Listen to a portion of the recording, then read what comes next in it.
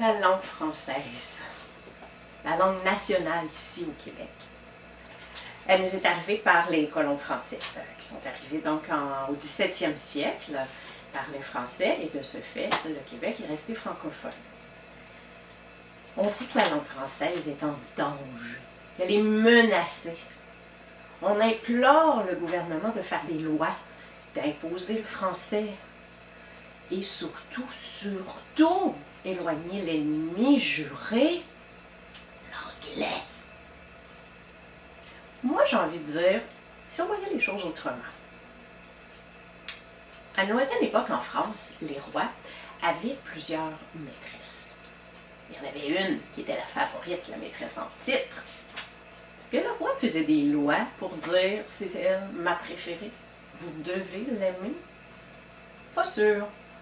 Je pense qu'il le montrait. Il lui donnait son amour, son temps, ses faveurs.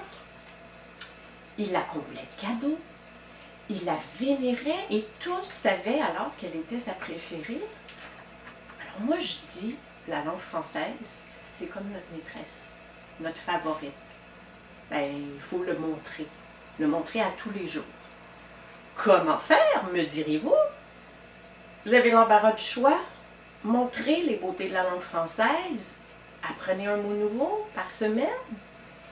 Maîtrisez enfin une règle de grammaire qui vous échappe depuis longtemps, juste pour montrer votre respect de ces belles règles qui sont en fait la preuve de toute l'histoire du français. Vous pouvez peut-être faire un effort supplémentaire de relecture quand vous écrivez, par exemple dans les commentaires sur les réseaux sociaux.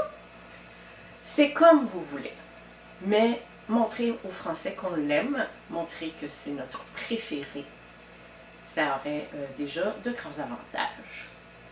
Et moi, je suis la servante, la toute dévouée. Je suis le messager de cette liaison. Je fais passer les mots doux. Je peux faire quelques suggestions à l'occasion.